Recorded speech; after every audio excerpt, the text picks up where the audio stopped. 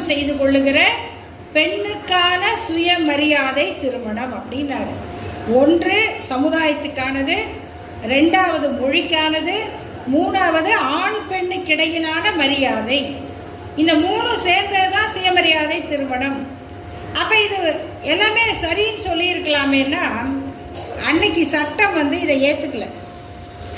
இந்த மாதிரி திருமணம் பண்ணால் செல்லாதுன்னாங்க 1968 வரைக்கும்.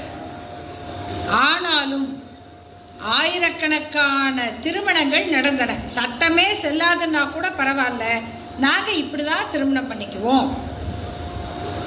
1967 பேரறிஞர் அண்ணா அவர்கள் முதல்வராகி இந்த சட்டத்தை கொண்டு வந்தார். சுயமரியாதை திருமணங்கள் செல்லும் அப்படின்னு இந்து திருமண சட்டத்தில் ஒரு திருத்தத்தை கொண்டு வந்தார். அப்போ எல்லாருக்கும் ஒரு சந்தேகம், ஒரு சட்டம் வந்தால் அது முன்னோக்கி தான் நடக்கும்.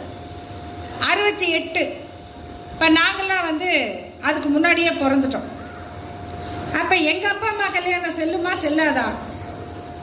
நாங்கள் சட்டப்படி வாரிசா இல்லையா? இப்போ 89 ஒரு சட்டம் வந்துச்சுல்ல, பெண்களுக்கு பரம்பரை சொத்து.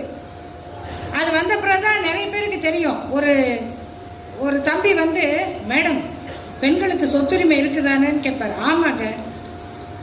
அதை கொடுக்கலன்னா தப்பு தானே? ஆமாம், பரவாயில்ல, இவர் தங்கச்சி கொடுக்க போகிறாரு போல இருக்கு அப்படின்னா அவர் யாரை கேட்குறாரு? மாமனார் சொத்துக்கு குறி வைக்கிறாரு. ஆனால் அப்போ சொல்லுவார், எங்கள் அம்மாவுக்கு 89க்கு அப்புறம் தான் மேடம் கல்யாணம் நடந்திருக்கு, இதெல்லாம் தெரிஞ்சுக்கிறாங்க. அப்போ 89க்கு அப்புறம் கல்யாணம் ஆனாதான் அந்த சட்டம் சொல்லிச்சு இல்லையா? அது மாதிரி 68க்கு அப்புறம் தானே நடக்கும் அப்படின்னா பேரறிஞர் அண்ணா இல்லையா, அவர் என்ன செஞ்சார்? இதுக்கு முன்னால் நடந்த திருமணங்களும் செல்லும் அப்படின்னு சட்டமாக்குறார். ஆகையினால இந்த திருமணங்கள் சட்டப்படி செல்லக்கூடியவை. அடுத்தது இங்கே நிறைய மரியாதை செய்வது, இதெல்லாம் கொஞ்சம் இவ்வளோ பேர் வாழ்த்துறது, இதெல்லாம் கொஞ்சம் நேரம்தான். சில பேர் நினைப்பாங்க இதுக்கு ஐயரே இருந்திருக்கலாம் போல இருக்கு. அவர் என்ன சொல்கிறாரு நமக்கு புரியாது, நம்ம பேசுனா அவருக்கு கவலை கிடையாது, அவர் வேலையை அவர் பார்த்துட்டு போவார். அப்படி இவ்வளோலாம் பேசணுன்னெல்லாம் இல்லை. யாராவது எளிமையாக நடத்தி பேசாமையே கூட முடிச்சுக்கலாம். பல நேரங்களில் பேசாமல் இருக்கிறதே நல்லது இருக்கும் இல்லையா?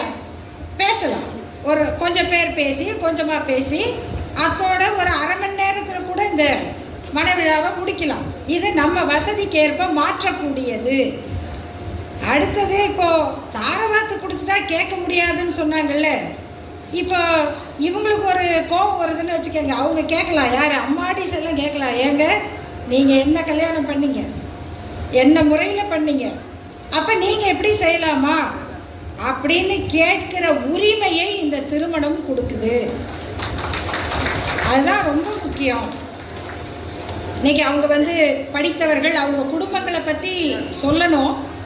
அவங்க ரொம்ப எளிமையாக, எனக்கு ரொம்ப பிடிச்சது என்னென்னா, 2 பேரும் அவங்க தெரிஞ்சு பண்ணாங்களோ சிக்கனத்துக்காக பண்ணியிருக்கலாம். இந்த திருமண அழைப்பு ரொம்ப எளிமையாக போட்டிருக்காங்க. பல நேரங்களில் பத்திரிக்கையே கொடுத்துட்றாங்க, அழகாக இருக்குது. கல்யாணம் முடிஞ்சப்பறம் நம்ம என்ன பண்ணுறது? என்ன இருந்தாலும் நம்மளுக்கு அந்த பழமையோட மிச்சம் இருக்குதுல்ல, அந்த பத்திரிக்கையெல்லாம் கிழிச்சு போடும்போது கஷ்டமாக இருக்குது. அது கிழிக்கவும் முடியாது. அது பேப்பர் ஒட்டி, அது மேலே இன்னொரு கண்ணாடி பேப்பரை ஒட்டி, அது ஒரு பத்திரிக்கைக்கு 150 ரூபா. அது கல்யாணத்துக்கு அப்புறம் யாராவது என்ன ஃப்ரேம் போட்டு வச்சுக்க போகிறோமா நம்ம வீட்டில்? ஆகா, இது இந்த பத்திரிக்கை இல்லை. அப்போ அதுக்கு எவ்வளவு செலவு பண்ணணுமோ அவ்வளோதான் பண்ணணும்.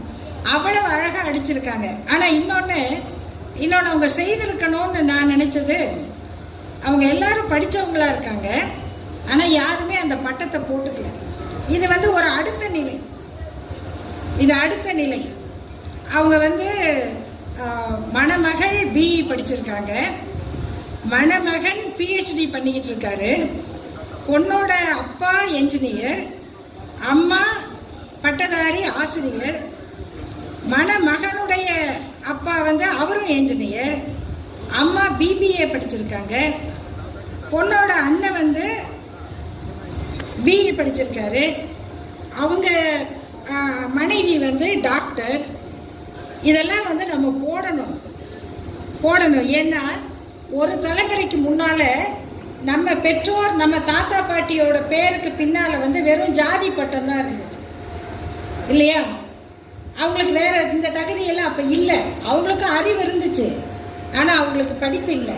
அதனால அவங்களுக்கு ஜாதி பட்டம் மட்டும்தான் பெருமை. இன்னைக்கு அந்த ஜாதியை எடுத்துட்டு அந்த இடத்துல BE, BA, MA, MA, PhD, MCom, MPhil அப்படின்னு போடுறோம் பார்த்தீங்களா? அதுதான் நம்ம பெருமை. அதுதான் நம்முடைய தலைமுறை நம் பிள்ளைகளுக்கு கொடுத்த பெரிய சொத்து. இந்த பிள்ளைகள் நமக்கு கொடுத்திருக்கிற பெரிய பெருமை. இன்னைக்கு உலகம் முழுக்க நம்ம குழந்தைங்க இருக்காங்க, நல்ல நிலைமையில இருக்காங்கன்னா அதுக்கு காரணம் என்ன? கல்வி. இந்த கல்வி தான் திராவிட இயக்கத்தின் அடையாளம். நீங்க நல்லா தெரிஞ்சுக்கணும். திராவிட இயக்கத்துக்குன்னு ஒரு அடையாளம் இருக்குன்னா கடவுள் மறுப்பு அல்ல. நான் நம்ப மாட்டேன், நீங்க நம்புறீங்க, அது நம்ம சௌரியம். இங்க வந்த உடனே ஒரு அம்மா, பெரியம்மா வந்து அன்பா கையை பிடிச்சி பேசினாங்க. அவங்க நெற்றி நிறைய குங்குமம் வச்சிருக்காங்க, திருநீர் வச்சிருக்காங்க. நான் இதெல்லாம் வச்சுக்கலன்னு அவங்களுக்கும் வருத்தம் இல்லை. அவங்க அப்படியெல்லாம் வச்சிருக்கிறது எனக்கும் குறை இல்லை. அது அவங்களுடைய நம்பிக்கை. நான் அதை பற்றி பேசினா அது வேற, பகுத்தறிவு பிரச்சாரம் வேற. ஆனால் நம்ம நோக்கம் என்ன? அது அல்ல நம்முடைய அடையாளம். எல்லாரும் படிக்கணும், எல்லாரும் உயரணும். எதுக்கும் ஜாதி என்பது ஒரு தடையாக இருக்கக்கூடாது. அதுதான் இந்த இயக்கம் நமக்கு கொடுத்த மிகப்பெரிய வாய்ப்பு. அதுதான் இன்னைக்கு நாம் அடைந்திருக்கிற வெற்றிக்கான அடையாளம். இவற்றையெல்லாம் வைத்துக்கொண்டு வளர்ந்த அடுத்த தலைமுறை இன்னைக்கு அவங்க இந்த பட்டம் கூட வேண்டாம், பேரே போதும் அப்படிங்கிற பக்குவத்துக்கு வந்திருக்காங்க. இவ்வளவு பக்குவம் அடைந்த அவர்களுக்கு வாழ்க்கையை நல்லா வாழ தெரியும், திட்டமிட்டு வாழ தெரியும். எல்லாரும் சொன்னாங்க விட்டு கொடுத்து வாழுங்க. உண்மைதான். உங்களுக்குள்ள எவ்வளோ வேணால் விட்டு கொடுங்க, உங்களை மற்றவங்கள்ட்ட விட்டு கொடுத்துடாதீங்க. அங்கே தான் எல்லாரும் அந்த கேப்புக்கு தான் எதிர்பார்ப்பாங்க.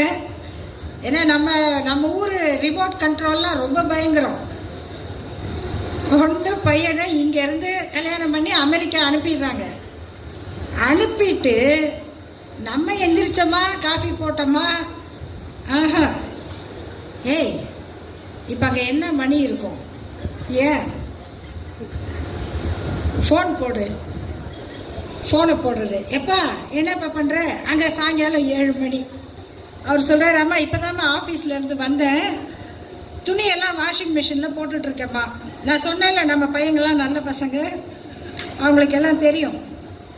நீங்கள் அவங்கள்ட்ட வேலை வாங்கலை, அது உங்கள் தப்பு. நீங்கள் சொல்லி கொடுக்கல. ஐயோ தம்பி நீ ஆம்பளை பிள்ளைப்பா, இதெல்லாம் பண்ணாத. அந்த பொண்ணுக்கு நல்ல அறிவு இருக்குது, அது இல்லைப்பா உனக்கு இதெல்லாம் செய்ய தெரியும், கமான் வீல் டூ இட் அப்படின்னு ஹாப்பியாக பண்ணுறாங்க. அவர் சொல்கிறார், நான் வந்து வாஷிங் மிஷினில் போடுறேம்மா துணி. நீயா போடுற? ஏன் அவன் போட்ட சட்டையை அவன் தானே போடுவான். ஆமாம்மா. அவன் என்னடா பண்ணுறான்? அமெரிக்காவுக்கு பேசுகிறாங்கல்ல, ரகசியமாக பேசுகிறாங்களா? அவன் என்னடா பண்ணுறா? அம்மா அவன் இன்னும் ஆஃபீஸ்லேருந்து வரலவா? மணி என்ன? மாமியார் டோனு பாருங்க, மணி என்ன? மணி 8மா? இவ்வளோ நேரம் என்னடா பண்ணுறா ஆஃபீஸில்? அம்மா அது அமெரிக்கா ஆஃபீஸ்மா, அங்கே அதெல்லாம் கேட்க முடியாதும்மா, கேட்டால் போலீஸ் வந்து பிடிச்சிட்டு போயிடும்.